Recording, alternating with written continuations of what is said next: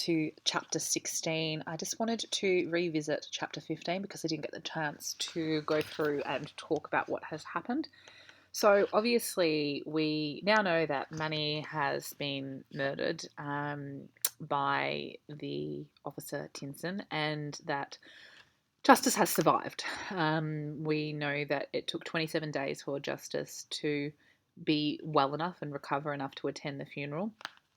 We know that Justice is obviously experiencing some trauma. He's very numb and desensitized to it all. He is feeling very disillusioned. Probably has a little bit of survivor's guilt. His mum is at the funeral with him, and obviously he's had his first encounter with SJ for a while.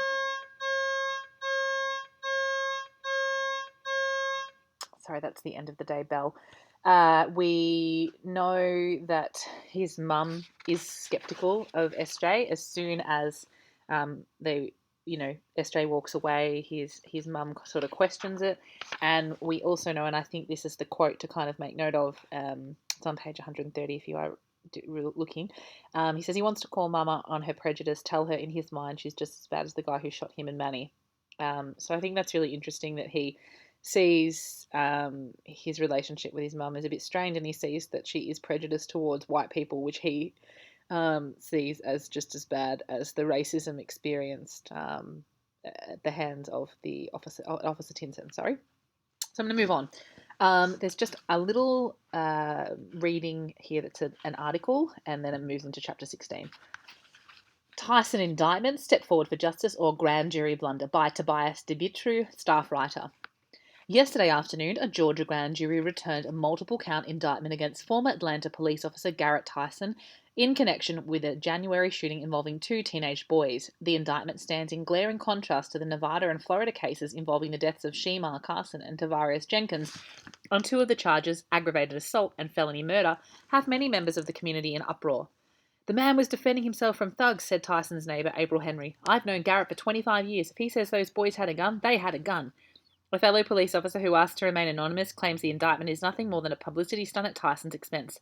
They're out to make an example of him. Prosecutor pulled the race card and the grand jury bought it hook, line and sinker. And many agree. As a solidarity rally held in Tyson's honour, picketers wore T-shirts that read race baiting should be a crime, while holding signs featuring Tyson's face and the words, protector, not poster child. A trial date has yet to be announced. Chapter 16.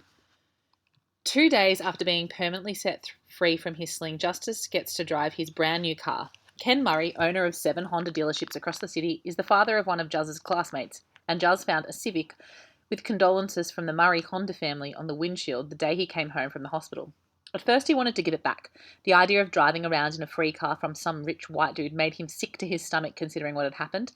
But after staring at it for weeks and rereading that neither of you young men deserved what happened letter from Mr. Murray, Juz decided to accept the gift. It's been a month and a half since the shooting, but going to Manny's house now is no easier today than it would have been the day he learned Manny was gone.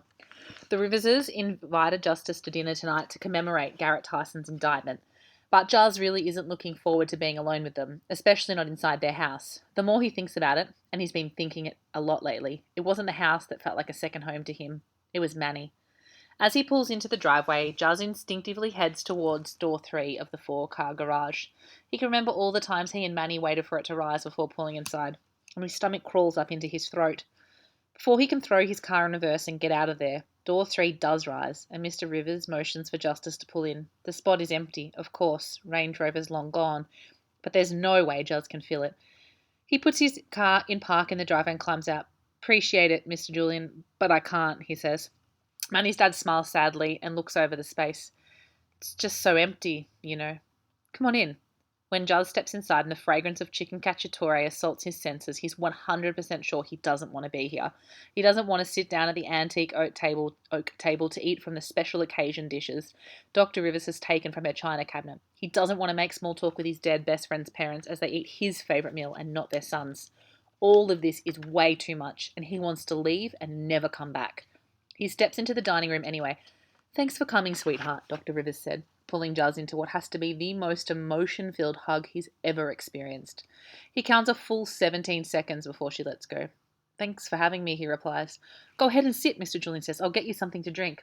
Juz does as instructed, and after a minute, Mr. Julian comes to the table with 3 beverages: a glass of red wine for Dr. Rivers, a glass of iced tea for Justice, and a tumbler of what Juz assumes is Jack Daniel's single barrel. That's the stuff Manny used to sneak into his flask for himself.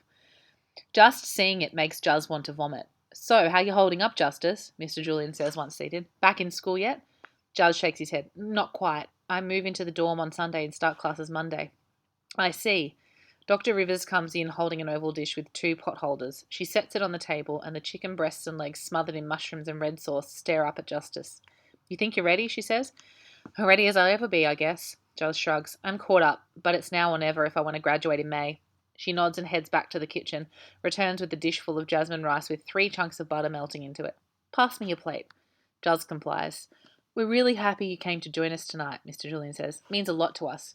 Dr. Rivers hands Juz his plate, loaded up with food he has no appetite for. We're not expecting you to talk much, she says. Just nice to have your presence is all. Thank you. Yours too. A lie, but it seems the right thing to say. The 3 descend into silence as silverware clinks and scrapes against bone china and beverages slowly disappear from glasses. Justice is thankful for the lack of conversation. Manny's absence makes it almost impossible to breathe, let alone talk. Once they finish, Mr. Julian clears his throat. So, Justice, we invited you here tonight for a few reasons, he begins. Justice picks up his glass and gulps down the rest of his tea. The first, of course, is to memorialise the indictment, Mr. Julian goes on. We won't dwell on it, but to us, and surely to you as well, it is something to commemorate. Dr. Rivers nods. It's not a conviction, of course, but it's a start. Just a relief to know what happened is being treated as a crime. Juz stares at the gilt edge around his plate. Yeah, he says, that is a relief. Moving on, Dr. Rivers says. The second reason, I'm not sure if you remember Emmanuel's cousin, Quan Banks. Justice's head jerks up. He says you went to elementary school together. Is that correct? It is, Juz says, but I had no idea he and Manny were cousins until... He pauses. Until Quan got arrested. She nods. Well, if you're willing, Quan would like to see you. You've been added to his visitation list. Oh, okay. Emmanuel's death hit him pretty hard. You don't have to visit, of course. She and Mr. Julian do that married thing where they communicate with a glance. But he says you're the only person he wants to talk to. I see, though he really doesn't. If you're interested, I'll give you the information before you leave. Juz doesn't know what to say. Quan wants to see him. Okay, sounds good. Another lie. For a minute, no one speaks. Juz can feel Mr. Julian's gaze, but there's no way he can look at him. He's what Manny would have looked like if he'd gotten the chance to get older. There's one more thing, said Dr. Rivers' voice. Dr. Rivers' voice wavers. Julian? Yeah, okay. Mr. Julian gets up from the table and walks over to the china cabinet, opens it and pulls out a black box. He sets it on the table in front of Justice. We intended to give this to Emmanuel for his 18th birthday, he says. I have no doubt he'd want you to have it under these circumstances, so we'd be honoured if you'd receive it in his stead. Justice stares at the box, afraid to move, let alone touch it. Dr. Rivers clears her throat and he lifts his head. She smiles, though there are tears in her eyes. Go on. Justice takes the box off the table and lifts the hinge top. By some miracle, he manages not to drop the contents on the floor and run away screaming.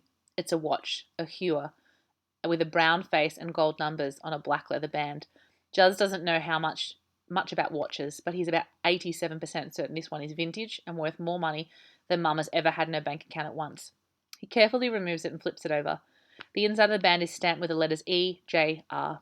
My grandfather bought that watch in the 1940s, Mr. Julian says. His name, like Manny's, was Emmanuel Julian Rivers. It's been passed to the eldest male for 2 generations now. We want you to have it. Juz is dumbfounded. I don't know what to say. You don't have to say anything, Dr. Rivers says. Just knowing it's in your possession means a lot to us. Juz looks back and forth between Dr. and Mr. Rivers, who are both smiling, but obviously waiting for some kind of response from him. His eyes drop to the watch, which puts a big ass lump in his throat. There's no talking past it, so he does the only other thing that makes sense. He stretches out his wrist and puts it on. Okay, so that's the end of that chapter. So we've obviously got a lot of stuff happening here. There's a huge process of grief that the family is going through, the Rivers family. And obviously we've also got Justice, who is really struggling with the death of his best friend, with the death of Manny. And we have this symbolic gesture of the watch. Now, he says it's a Hua. I think that's how it's spelled, which is would be a tag Hua, which is a very expensive watch brand. And not only is it a very expensive watch band now, but it's a vintage watch, so it would be worth a lot of money. And obviously that's symbolic of the fact that they obviously see Justice as a second son. They wanted to give it to their son, and they feel it's important that it still is passed down. So there's a lot to unpack there in terms of that. It's quite an emotional chapter. It's a chapter where the family is relieved. You'll also note that the newspaper article discussed the fact that there was an indictment. So if you're unfamiliar with the word indictment, now is a great time to look it up. And what is happening is that they're actually going to trial now for the murder of Manny, and I guess you could say the attempted murder of Justice. There's a number of charges that Garrett Tinson has been put up for, and that is different to the previous cases that were mentioned in the story of the other young black men who were shot, and where the white offender got away with the murder. So lots going on there. I'm going to leave it now because I have to go to a meeting, but I'll be back again with chapter 17 sometime soon.